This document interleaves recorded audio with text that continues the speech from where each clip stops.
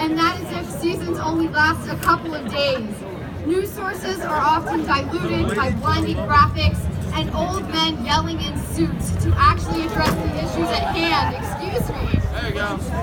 Every time I turn on my TV or I open Twitter, I brace myself for whatever atrocity is around the corner, and the worst part is I'm no longer shocked. We grieve, we say our thoughts and prayers, and almost as a clockwork, we move on until it inevitably happens again. I'm 14, I can't drive, I can't vote, I can't run for office, and I especially cannot keep planes alive.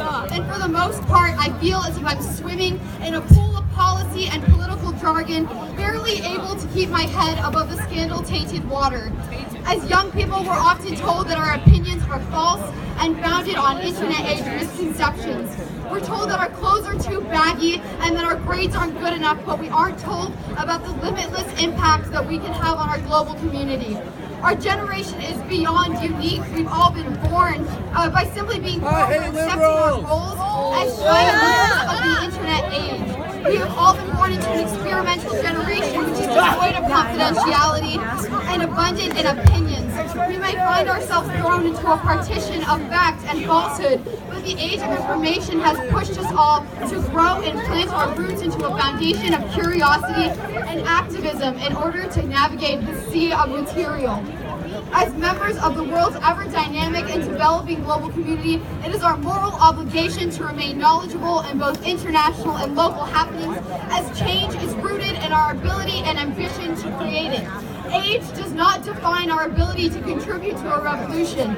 We can still take part in community service. We can still write to our congressmen and women, and we can still take part in demonstrations and protests. We can still craft petitions and get our voices heard because the White House works for us.